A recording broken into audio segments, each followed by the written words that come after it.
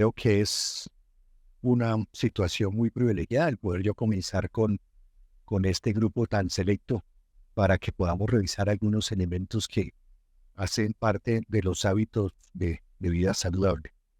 Y yo quisiera que arrancáramos con unas preguntas para cada uno de ustedes.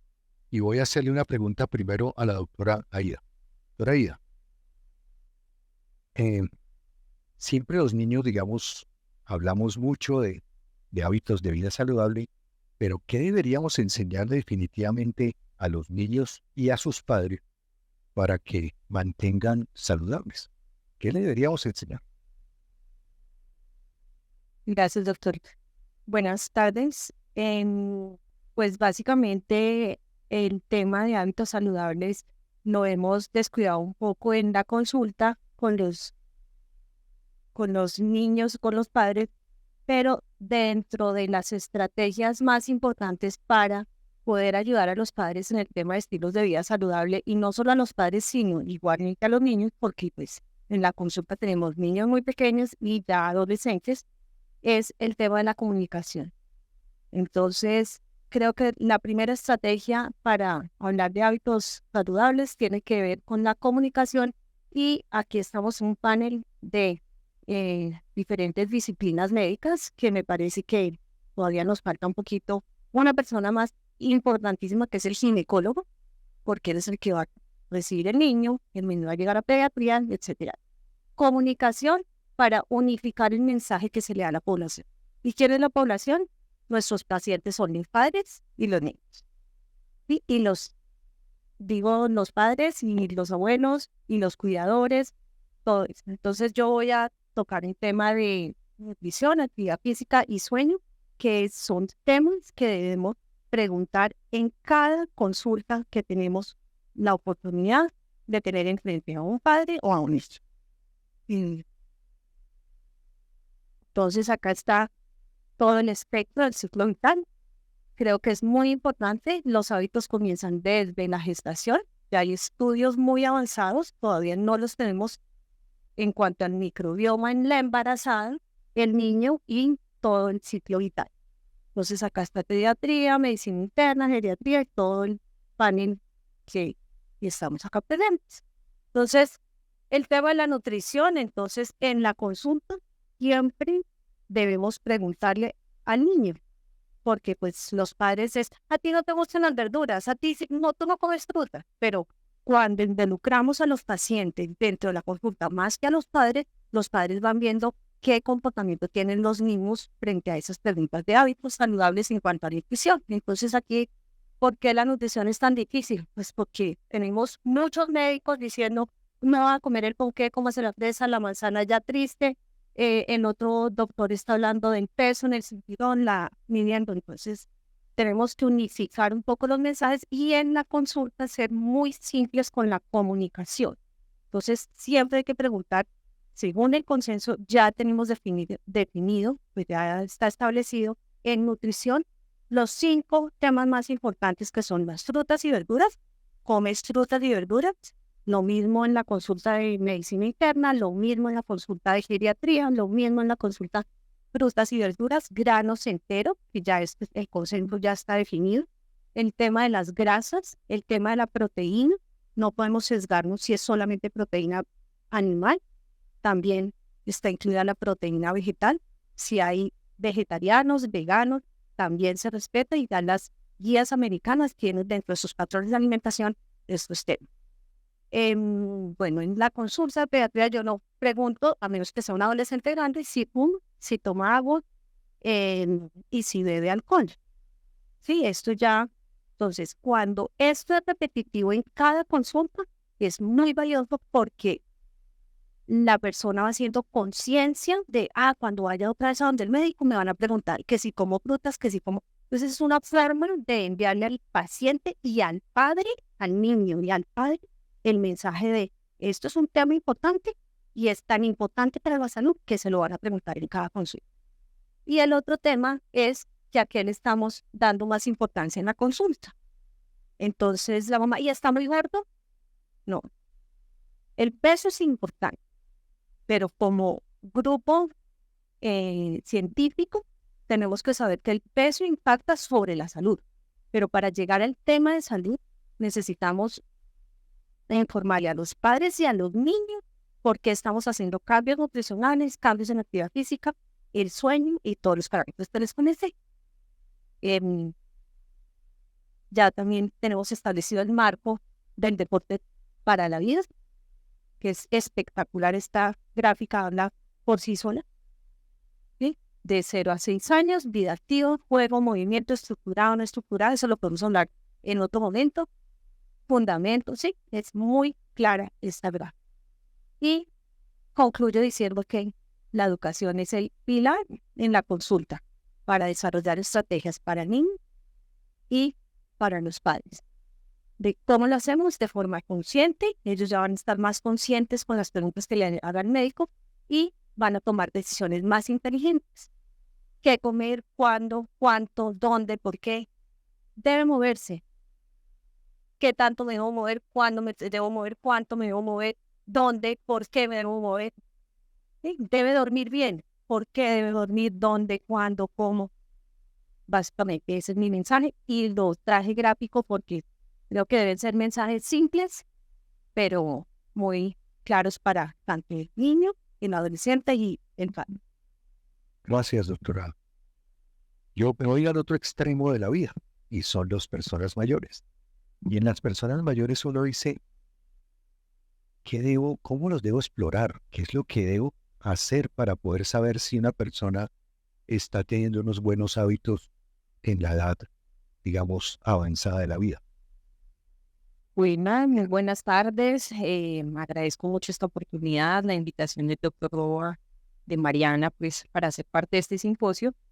Y digamos que en primer lugar quiero pues mencionarles que agosto es el mes del adulto mayor, de la importancia que tienen estas personas para nuestra sociedad y que siempre buscamos y propendemos un envejecimiento activo o saludable o exitoso, ¿sí?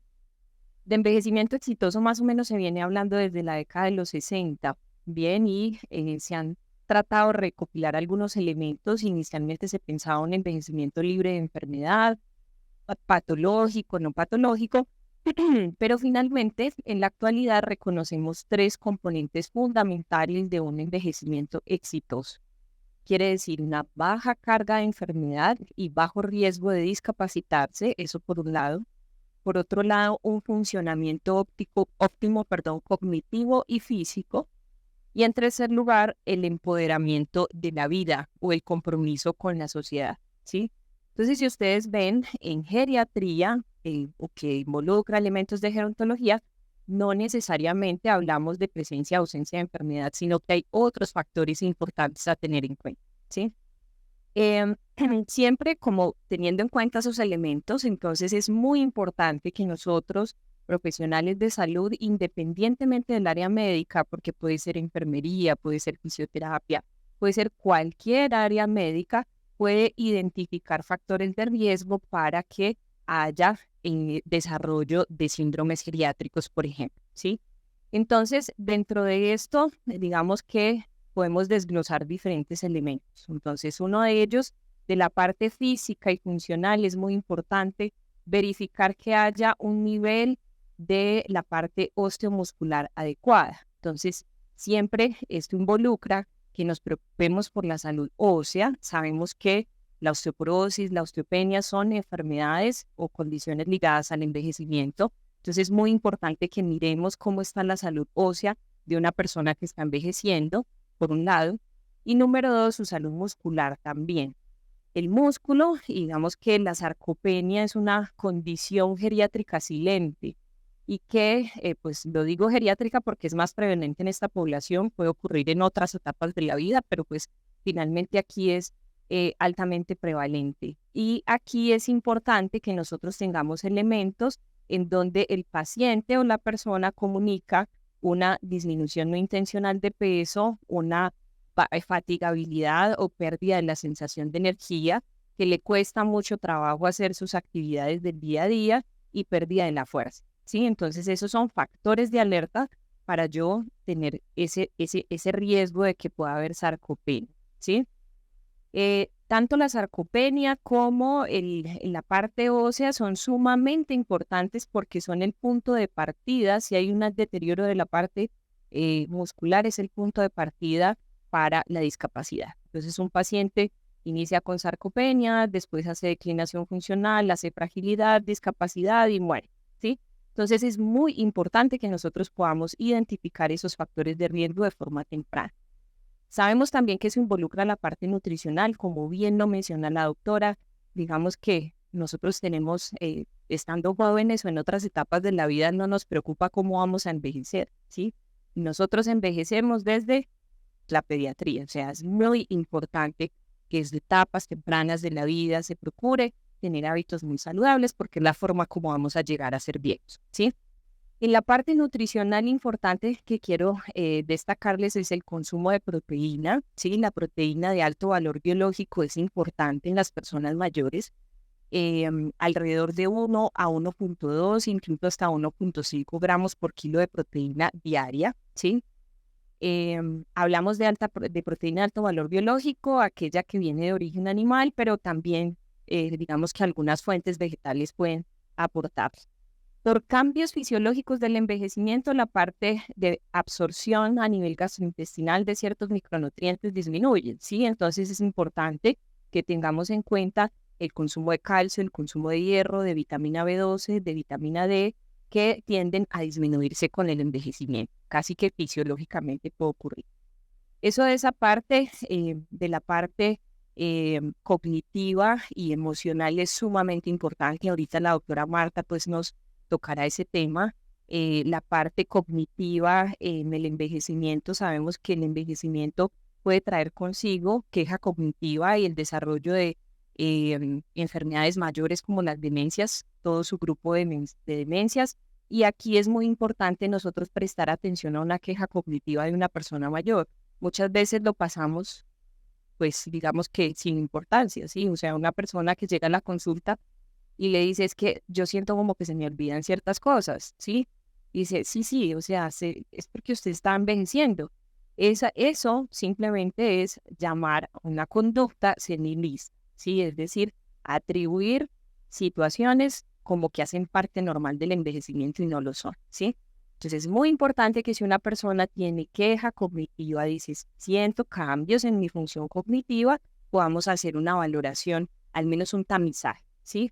Hay diferentes pruebas de tamizaje, puede ser el mini COC, puede ser el mini mental test, hay diferentes tipos de pruebas de tamizaje que podamos evaluar, ¿sí? La función cognitiva nos lleva a que haya una adecuada independencia y autonomía en las personas mayores. Entonces, finalmente es sumamente importante que podamos identificar tempranamente si hay queja cognitiva. Y el otro componente del envejecimiento exitoso, ya para finalizar, es el empoderamiento social, ¿sí? Entonces, de ahí hay un papel sumamente importante de las personas que estamos afuera, ¿sí? Del envejecimiento, es decir, los que no somos viejos, porque desde nuestra óptica es que viene una percepción senilista. El senilismo es, dejamos al viejo en la casa, ya no trabaja, entonces ya no sirve, ¿sí? Entonces es sumamente importante que las personas mayores procuremos espacios para que ellos tengan participación social y un rol activo en esta sociedad. Tienen mucha experiencia para compartirnos, tienen muchísimo aprendizaje que han acumulado en su vida y que ese empoderamiento social en diferentes actividades que se les pueda ofrecer, laborales, hobbies, desarrollo de espacios de aprendizaje, lúdicos, pues obviamente van a procurar que ellos se mantengan útiles y que tengan un fortalecimiento en esa parte emocional, cognitiva y también funcional. Gracias, doctora Morales. Yo quisiera que la doctora Escobar nos hablara un poco, porque este yo creo que es el hábito saludable más olvidado de todo, que es todo lo que tiene que ver con la salud mental. Y yo quisiera que nos hiciera un poco de énfasis en todas las etapas de la vida, porque es que yo creo que en todas las etapas de la vida debe haber cosas por mejorar de la salud mental, o de pronto es una sola que va en el transcurso de toda la vida. No sé, doctora, ¿qué piensa? Bueno, muy buenas tardes a todos y muchas gracias por esta invitación. Me alegra mucho que este tema cada vez coja más protagonismo. Antes de hablar de las diferentes etapas de la vida, me voy a tomar el atrevimiento un poquito a hablar de historia. Y eso es muy importante porque específicamente en el área de la salud mental, la parte histórica ha jugado un rol fundamental. Si nos vamos a los orígenes de la psiquiatría, si nos vamos a los orígenes de la psicología, el mal llamado loco o la mal llamada locura humana era algo completamente rechazado por la sociedad. De ahí que se empezaron a crear estas instituciones, estos loqueros, en los que las personas iban y dejaban a su loco y no lo volvían a ver, porque no era aceptado uno tener una persona cercana con un trastorno mental, por dos motivos. Tal vez son más de dos, pero fundamentalmente dos. El primero, perder la mente suena como algo muy poderoso. Uno puede perder la función de un miembro, herirse, una función general del cuerpo, y eso puede ser muy traumante. Pero perder la capacidad de ser y pensar es casi que perder el alma. Y a eso la humanidad siempre le ha tenido mucho temor. Entonces, no queremos saber de eso, no queremos explorarlo, lo alejamos. Y el segundo tema es porque lamentablemente siempre se ha asociado la enfermedad mental con comportamiento errático y con comportamiento violento. Entonces, yo no quiero que me violenten, yo no quiero tener a alguien así cercano. Tenemos ese componente histórico que hace que no queramos hablar ni de salud mental ni de enfermedad mental. El segundo tema importante, y es un tema que tal vez hoy en día es mucho más prevalente, es que hay un estigma muy grande en torno al tema de la salud mental, porque se sigue pensando que esto es un tema únicamente de voluntad. Si yo estoy deprimida es porque no tengo ganas, no le quiero echar ganas a la vida. No quiero salir adelante. No quiero ver la vida con unos ojos diferentes, con unos ojos optimistas. Es culpa mía. De hecho, hoy en día muchas personas consultan y casi que sus primeras frases son: yo le voy a decir que lo primero es que yo no entiendo qué me pasa porque yo lo tengo todo. Yo tengo familia, yo tengo educación, yo tengo respaldo económico. Yo no sé yo por qué estoy así. Yo no debería estar así. Y ese yo no debería estar así lleva a que las personas no consulten. Si una persona no quiere consultar por síntomas mentales, mucho menos van a consultar o hablar de temas mentales cotidianos. La salud mental sigue siendo estigmatizada y sigue siendo rechazada. Hemos empezado a dar unos pasitos para hablar un poco más de esto. De hecho, estoy yo hoy aquí hablando de esto. Pero, ¿qué hemos visto? Tal vez el estigma ha disminuido un poquitico. El autoestigma sigue siendo altísimo. Entonces, las personas hemos empezado a aceptar que hay algo que se llama salud mental, bienestar emocional, que no son lo mismo, que hay algo que se llaman síntomas mentales, enfermedades mentales, pero ese algo está allá afuera. El deprimido es otro, el ansioso es otro, la persona con un trastorno de enfermedad bipolar es otra, no soy yo. Entonces todavía estamos empezando a hacer esa discusión y abrir esa discusión, y tal vez ese es el motivo por el que yo creo que en hábitos saludables, si bien la parte emocional es fundamental porque ya tenemos evidencia de cómo la parte emocional está muy ligada a la parte física y lo uno puede afectar o empeorar lo otro, sigue siendo un tema olvidado porque venimos con una carga histórica de rechazo a esa pérdida de la mente. Ahora bien, hablando del tema del ciclo vital, las necesidades y las situaciones que van surgiendo a lo largo de la vida evidentemente van cambiando. Un niño, por ejemplo, los temas de apego son completamente fundamentales, porque el apego es lo que le genera esa primera sensación y ese primer contacto con el mundo. En la medida que crece, empiezan a existir una serie de temas hormonales, y por eso aplaudo también mucho el tema de que acaba ya en el futuro, en estos eventos, un ginecólogo, porque empiezan a surgir otra serie de cosas. Empiezan a surgir otra serie de responsabilidades, por ejemplo, la paternidad, la vida laboral, el salir de la casa. Entonces, a medida que vamos cumpliendo con esos pilares de vida, nuestros requerimientos y nuestras necesidades mentales y emocionales cambian. Y de hecho, los tipos de enfermedades o de síntomas que se puedan presentar van cambiando. Un adulto mayor es la pérdida de la independencia. Entonces, yo dejo de ser independiente. ¿Y qué significa eso para mí? Yo tengo que dejar un poquito la autonomía. Todos vivimos un poquito esto cuando estuvimos en pandemia, ¿se acuerdan? Cuando uno no podía salir a hacer mercado si no era tal día, cuando uno no podía manejar, cuando no, todos empezamos a tener mascotas para darle la vuelta a la cuadra porque era la única forma de salir. La pérdida de la autonomía es una parte fundamental del adulto mayor y como vemos, cada etapa tiene sus necesidades y nos debemos aproximar en hábitos de vida saludable desde la salud mental, entendiendo las necesidades particulares que cada etapa puede tener. Muchas gracias, doctora Escobar. Hay una cosa que la doctora Leos nos dijo, es que la parte de actividad física está clarísima, pero es que yo creo que hay una cantidad de cosas que uno no tiene tan clara y que además no son tan fácilmente descritas. Y hay mucha confusión entre actividad física, ejercicio, todas esas cosas y uno dice, pues qué más que el doctor Duperny nos cuente un poco de cómo es eso realmente, qué es lo que deberíamos hacer, qué es lo que deberíamos explorar en las personas y cómo hacerlo. Bien, muchas gracias por la invitación y por el honor de estar aquí. Para todos, yo no sé si sabían que la Fundación Santa Fe abrió una sección o tipo algo de ahorita piensan, la medicina del deporte existe como sección hace más o menos un año y pues por supuesto estaba la preocupación y eso si llegarán pacientes a amparar así.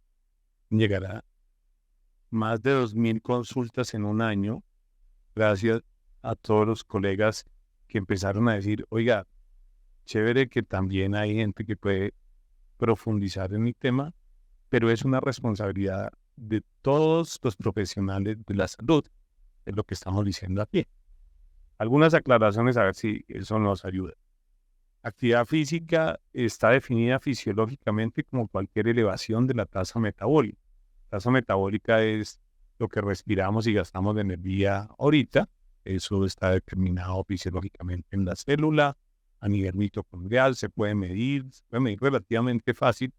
En alguna época lo medía directamente como parte de la consulta.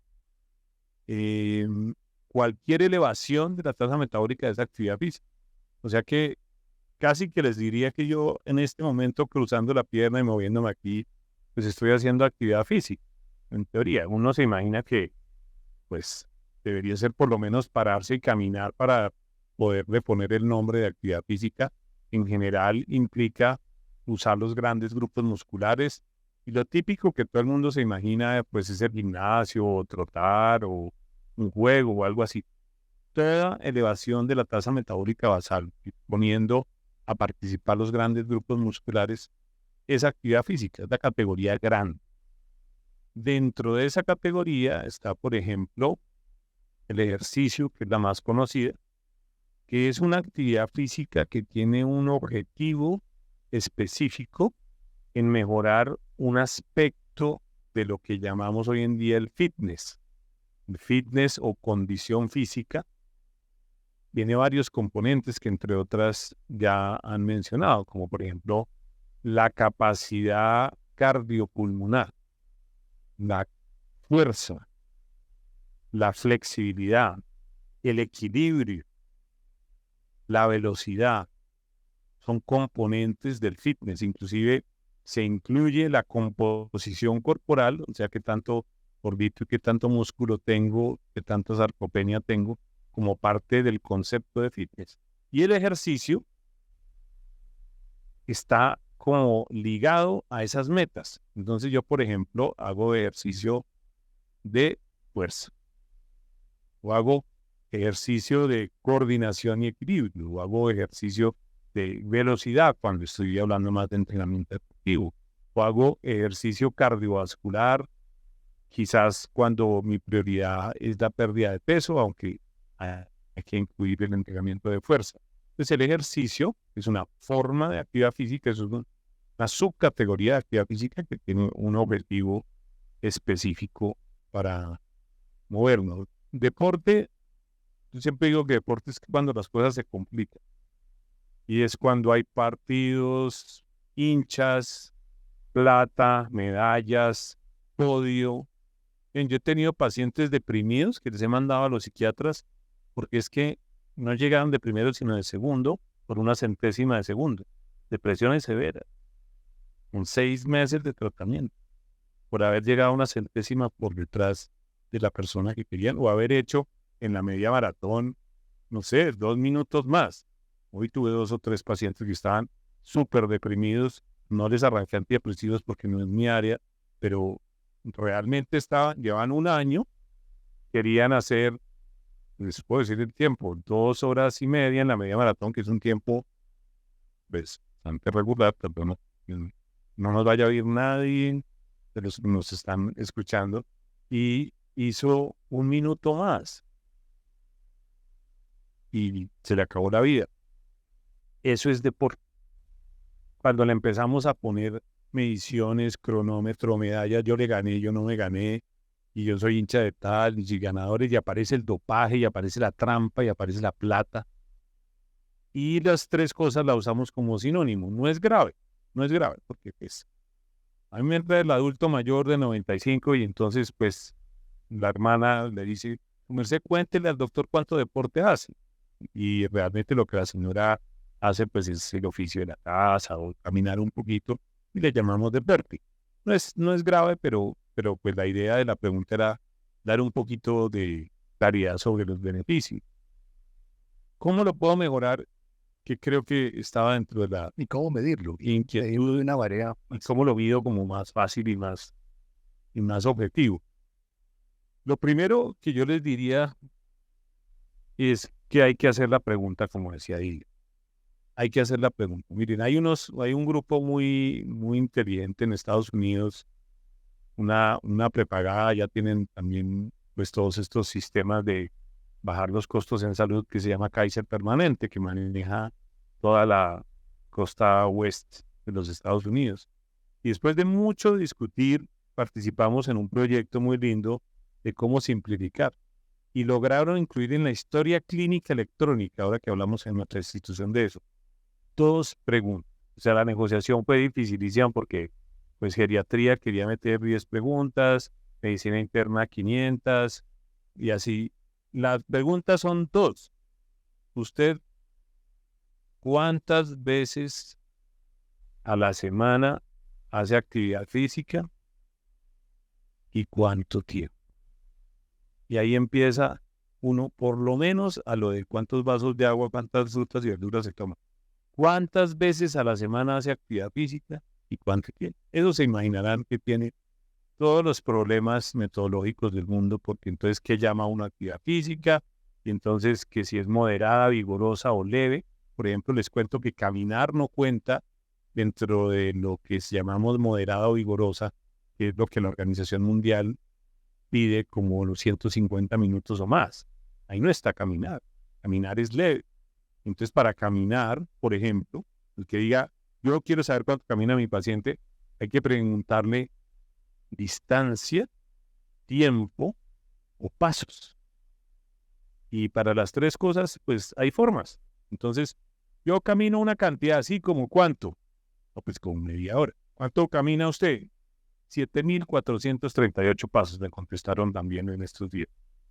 Yo, ¿verdad? Pues tiene la tecnología a la mano y sabe cuánto caminan. Eso es caminar. Moderada y vigorosa es más durito que caminar. Es cuando uno se agita más, cuando las pulsaciones suben vaya por encima de 120, 130, cuando la escala de percepción del esfuerzo de Borg llega la modificada, digamos que va de 1 a 10 por encima de 6. Esa es la que está dentro de los de más de 150 minutos. Pero arranquemos por algo básico, que tiene evidencia contundente en muchísimos estudios, y es tiempo sentado. Y ahí tenemos que arrancar nosotros por ahí, el pobre adulto mayor, por supuesto, pero tiempo sentado. ¿Qué tal nuestros adolescentes? No es tiempo sentado, sino tiempo acostado con la tablet. Hay mediciones que el promedio puede estar cerca de las 11 o 12 horas para la mayoría de la población, y el riesgo se eleva significativamente para morbimortalidad por encima de las 8 horas, pero hay aumento de riesgo a partir de las 4 horas de tiempo sentado. Entonces yo diría, para resumir, pregúntele cuánto tiempo pasa al día sentado, y eso va a decir lo que decía Ida, tiempo sentado. ¿Había pensado cuántas horas paso? 8 horas de consulta, 3 comiendo, 2 leyendo, 2 viendo televisión, promedio para Latinoamérica 3 horas diarias de pantalla.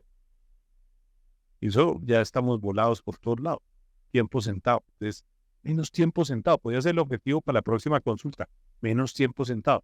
Segundo, pues, camine más. Fácil. Trate de caminar un poquito más. Y en la casa o por fuera, o en la caminadora, o en el gimnasio, o para el trabajo, de transporte o algo. Y si ya se siente que está en ese nivel de que puede caminar sin fatigarse y subir y bajar escaleras sin fatigarse, pues se puede empezar a meter en cosas un poquito más específicas, fuertes, como el gimnasio, como la danza, como todas las modalidades deportivas que existen. Existen más de 40 o 50 modalidades. La última vez que alguien me dijo que es que no sabía qué deportes había, échenle una miradita a la página web y verá que encuentran. Hay una modalidad de actividad física o deporte, ejercicio para cada persona. Y ahí puedo llegar hasta el nivel que quiera, hasta el nivel competitivo. Mucha gente pregunta, bueno, ¿y hay un límite superior? Yo no sé si estaba dentro de la pregunta. Parece que no hasta ahora, aunque hay unos estudios cardiológicos que no se preocupen que en Colombia no hay prácticamente personas que superen eso, que entrenan tantas horas, cerca de 8 horas diarias, a tanta intensidad. No corren maratones porque les parece muy cortito, 42 kilómetros, 4 horas. Entrenan para ultramaratones. Entonces corren 1, 2, 3 días seguidos y en ellos se ha encontrado un poquito de daño miocárdico que no se sabe qué implicaciones tiene para la salud. Pero esos no nos preocupan. Tenemos que concentrarnos en lograr actividad física aproximadamente 1 hora diaria. Me gustaría simplificar el mensaje porque 250 minutos y moderada, vigorosa, pero entonces caminar no, y los 10.000 pasos, eso se vuelve complicado. Yo quisiera que el mensaje fuera como lo estamos diciendo hace 30 años, 1 hora diaria. En el día hay 23 horas para otras cosas.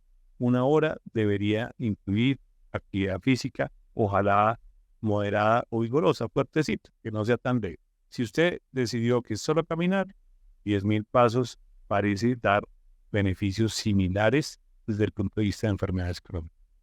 Gracias, doctor Luzberni.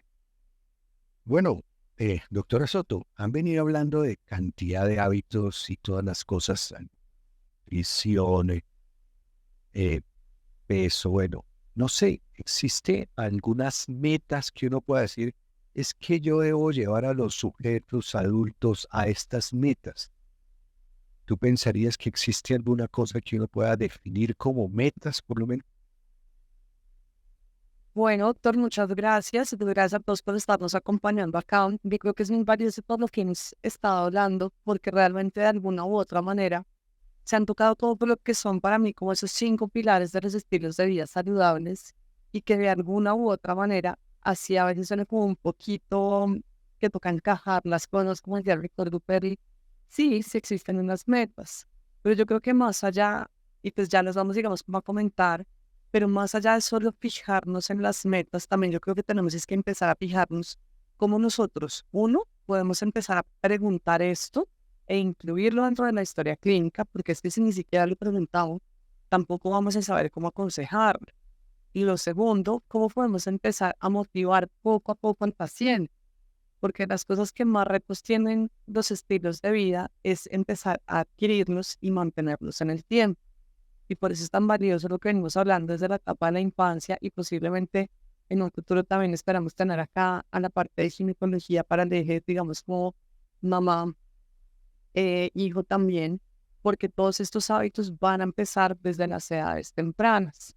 Entonces, si bien tenemos unas metas, creo que para las personas que inicialmente no están en las metas, vamos a buscar estrategias para empezar a llevarles a ellos.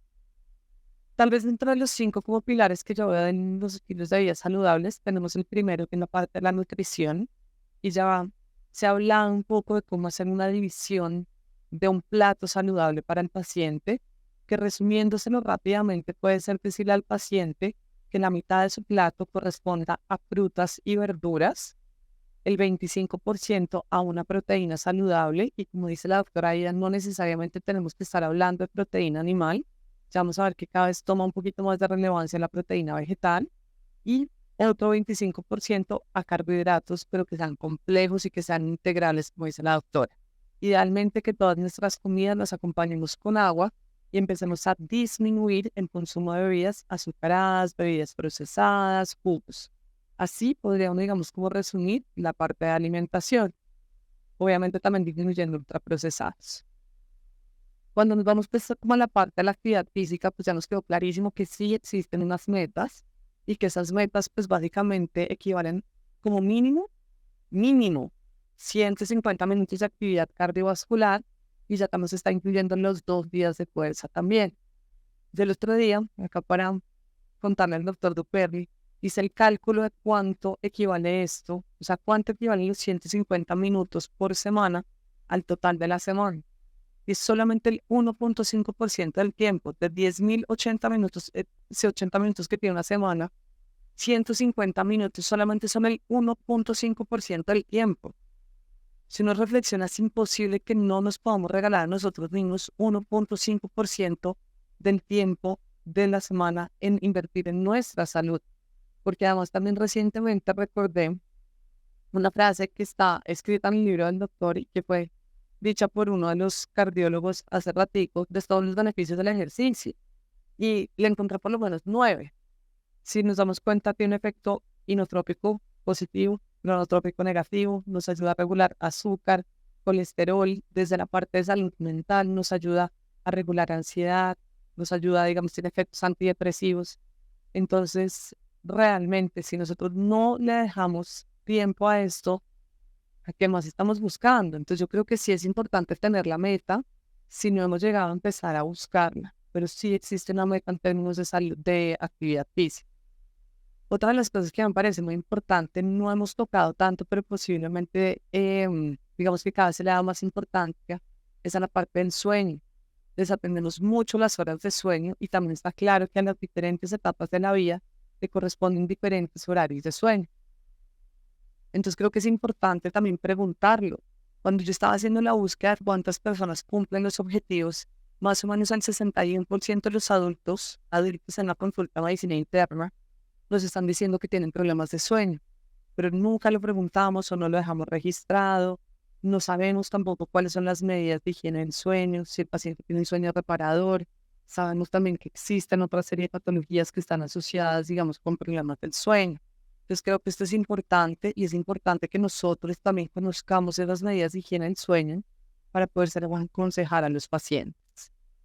Otra de las partes pues, que me parece importante en términos de metas es la meta de, si bien no está del todo salud mental, sí cierto grado de bienestar. Son diferentes, pero tenemos también que empezar a preguntarles a las personas por ese bienestar. Es importante y muchos de los estilos de vida, pues en última instancia, tienen que ver con la parte de bienestar. Entonces, si ustedes se dan cuenta, tenemos nutrición, actividad física, sueño, bienestar. Y la otra parte que no siempre queda registrada, dependiendo de pronto de la consulta que ya la doctora nos dio como un abrebocas de eso, es el consumo de sustancias nocivas, que también tenemos que tratar de preguntarlo, tenemos que tratar de dejarlo registrado y obviamente de contar con ciertas herramientas. La meta debería ser que nuestros pacientes no fuman, no consuman sustancias psicoactivas y en última instancia hagan un consumo moderado de alcohol. Entonces, creo que sí tenemos metas y cada vez todas las guías, si ustedes se dan cuenta, por lo menos en medicina interna, todas las guías que nosotros leemos ya tienen un primer apartado de estilos de vida. Entonces esto cada vez es más relevante, cada vez son más unificadas las metas. Recientemente hay una publicación de la American Heart Association como en los 8 esenciales, donde se tocan todos estos temas que estamos hablando. Y poco a poco, si mi paciente no está en esas metas, tengo que empezar a guiarlo, pero es bueno tenerlas también como indicador de medición y que poco a poco nosotros nos vayamos familiarizando más con el tiempo que debemos cumplir. Doctora Morales, yo quisiera preguntarle un poco sobre sustancias psicoactivas en personas mayores, porque, digamos, esto puede ser un tema. Doctor, se pasa muy desapercibido, ¿sí? Y es frecuente, ¿ya? Sobre todo el abuso de alcohol, relativamente frecuente lo encontramos. Y lo más grave del problema es que se normaliza, ¿sí? Se normaliza el consumo, tanto en el entorno social como para el paciente, ¿sí? Entonces, en muchos escenarios tenemos oportunidad de indagarlo, incluso en el contexto hospitalario o en el contexto de urgencias. Puede ocurrir que un paciente llegue por efectos secundarios del consumo de alcohol y si usted ahonda un poco al respecto, se da cuenta que el paciente está con una conducta probablemente abusiva. Entonces, y que hay un patrón de normalización dentro del hogar, ¿ya? Digamos que son personas que probablemente toda su vida han venido consumiendo alcohol y eso mismo lleva a que el patrón familiar lo normalice. Entonces, siempre, digamos que en geriatría es difícil cambiar hábitos, ¿sí? Pensémoslo para nosotros mismos. Para nosotros a veces es difícil cambiar hábitos, pues en las personas mayores es difícil, pero siempre hay ventanas de oportunidad de cambio. Entonces, siempre debemos pensar en hacer esa intervención. El consumo de sustancias psicotrópicas también lo vemos con relativa frecuencia, sobre todo el uso de benzodiazepinas, ¿sí? Es frecuente encontrarlo, sobre todo en, digamos que el perfil de este tipo de personas es que inicialmente se hayan prescrito con una indicación médica por un insomnio, por un trastorno de ansiedad, por este tipo de situaciones y ellos recurren al consumo abusivo de estas sustancias e incluso las empiezan a utilizar por otras indicaciones diferentes al tema médico.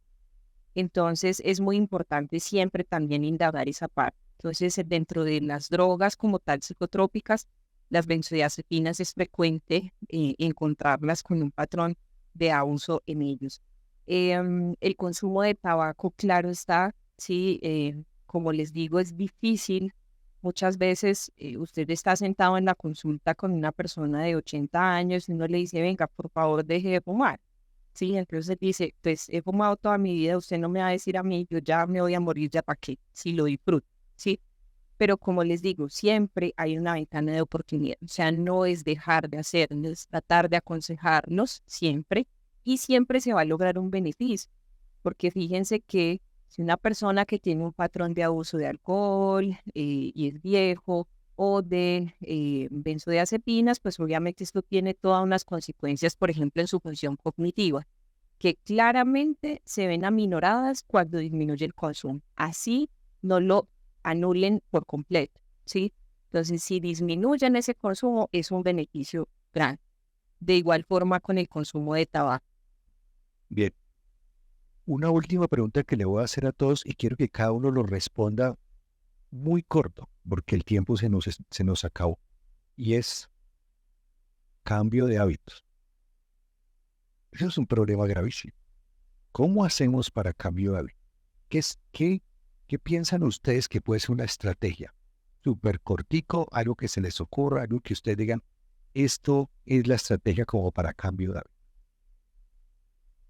Bueno, desde mi punto de vista, cuando hablamos de cambio de hábitos, hablamos de comportamiento. Entonces, en cuanto a nutrición, ya hay varios estudios donde se están dando como estrategias de ponga primero toda la verdura en el plato y pida como como el adicional cuando uno va a un restaurante, que le dicen la carne con qué la va a acompañar, con papita, con arroz, con ensalada, con qué quieren. Todo lo anterior. Están haciendo ahora un estudio, son estudios de cohortes, por eso es que no hay tanta evidencia a nivel nutricional y le dicen a los pacientes, pues a las personas, ponga toda la verdura y pida los adicionales, un pedacito de carne, que es bien que se guste un poco, o con qué más lo va a acompañar.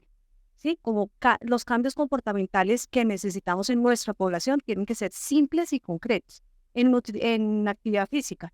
No es que llego al edificio y yo vivo en el cuarto piso y todos los días se sube por la ascensor. Sí, doctora, que es que son 4 pisos.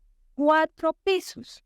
Entonces uno dice, use las escaleras, no use el ascensor. Entonces yo creo que los mensajes que les debemos dar los médicos a los pacientes, tanto pequeños, a menos que sea un paciente ya adulto con algún grado de discapacidad, pero para esos pacientes también hay alternativas. Mientras ve televisión, denle una pesita, denle una bolita, que haga fuerza, que camine. También hay muchas estrategias y hay estudios donde se ha demostrado que caminar mejora la creatividad. Es diferente sentarse a pensar en algo o pensar en algo caminando. Porque ahí el cambio comportamental, yo creo desde mi punto de vista y según varios estudios científicos, está en el mindfulness, en la conciencia. Cuando somos conscientes de lo que estamos haciendo, vamos a tener cambios en el comportamiento. Doctor Jones, gracias. Doctor Duperly, algo cortico, por favor, cada uno. Pues la evidencia dice que en salud mental está bien estructurado algo que se llama el proceso de cambio comportamental. Lo que pasa es que esto necesita una consulta de una psicóloga o un experto en salud mental. Aquí hemos hecho entrenamientos en cambio comportamental, lo utilizamos en rehabilitación cardiaca. Pero de todo eso, digamos, si uno lo quiere simplificar para los no expertos en cambio comportamental y no expertos en salud mental, yo diría que lo que he aprendido en estos años de tratar de hacerlo cotidianamente es escuchar más al paciente. Y generalmente nos acostumbramos en esto a volver a darles la receta de todo lo que les toca hacer. Nos equivocamos mucho en no escuchar. Y los mejores éxitos que yo he tenido y que he visto en cambio comportamental es cuando le damos la oportunidad al paciente de expresar sus preferencias y sus gustos y nosotros apoyar esa respuesta del paciente con algo del conocimiento técnico para poderlo utilizar. Yo creo que tiene que ver mucho con la relación médico-paciente y la confianza que se establezca en esa relación médico-paciente. Si el paciente confía en usted, probablemente le haga caso, ¿sí? Y muy seguramente esto implica no solo un ejercicio de consulta, sino que sean una serie de consultas repetitivas para que se vaya ganando esa confianza. Si usted sabe cuáles son los potenciales beneficios de un cambio de hábitos que le va a recomendar a una persona, ¿sí? Si usted tiene buena empatía con esa persona y el paciente confía en usted, probablemente al menos lo considere para hacer ese cambio. Desde la visión cognitivo-conductual está esta imagen que el funcionamiento de un ser humano va pensamiento, sentimiento, comportamiento, así es como nos movemos. Lo que suele pasar mucho en estas situaciones es que nos dedicamos mucho a la reflexión, a lo pensar. Es decir, yo les pregunto a todos, seguramente todos saben ya que fumar está mal, uno no debería fumar, pero nos quedamos en eso. Entonces, un poco lo que uno tiene que impulsar al paciente es a la acción, porque la reflexión es buena, pero tampoco tanta. Y en la acción nos tenemos que sentar con el paciente para tener unos planes muy detallados, de unas metas muy sencillas, pero algo muy importante es saber que puede salir mal, porque los seres humanos somos grandes saboteadores. Entonces uno se sienta con el paciente y le dice, mañana va a empezar a hacer ejercicio, sí, ¿a qué horas? 4 de la mañana. ¿Y usted sí se va a levantar a las 4 de la mañana? Puede que ahí ya estamos mal. Entonces toca sentarse con el paciente con algo muy pequeño, empezar por un primer paso sencillo y tener, digamos que todas esas opciones de sabotaje cubiertas para que la persona de a poquito vaya avanzando en el cambio. Bueno, yo resumiría esto como yo lo hago en la consulta, que realmente es lo primero, fijar un objetivo que sea alcanzable. Tenemos un acrónimo para algo que es el objetivo SMART: específico, medible, alcanzable, realista, súper importante, y tener un tiempo determinado de estar reevaluando. Yo creo que si nosotros no tenemos un buen objetivo de entrada, pues vamos a fracasar. Le pasó a Betty la Pea Cómoda, ¿cierto? O sea, fíjense que es súper claro. Entonces, de pronto, si yo me planteo iniciar a hacer actividad física a las 4 de la mañana, lo hago 2-3 días y luego no es sostenible en el tiempo. Lo segundo, motivación, y también de pronto ahí hablo un poquito de lo que decía Diana, de esa relación médico-paciente. Hay dos tipos de motivación, intrínseca y extrínseca. Extrínseca va a ser la que yo le voy a dar al paciente para que posiblemente eso le avive su motivación intrínseca, y tiene que ver también como con la parte de sentimiento. Y tercero, ¿qué barreras hay? Si nosotros no tenemos en cuenta las barreras y no escuchamos al paciente en esas barreras, o por el contrario, siempre el paciente llega, doctora, me va a regañar. Pues yo no regaño a nadie. ¿Qué barreras tienes? Compártemelas y miremos cómo juntos podemos superarlo o de pronto modificar el objetivo. Si nosotros logramos identificar eso con cada uno de los pacientes, posiblemente en el tiempo y con paciencia, vamos a obtener cambios. Bueno, muchas gracias. Creo que hemos cubierto muchos de los temas y pues les agradezco a todos los panelistas por su estar aquí, por el tiempo que nos dedicaron y vamos a continuar, digamos,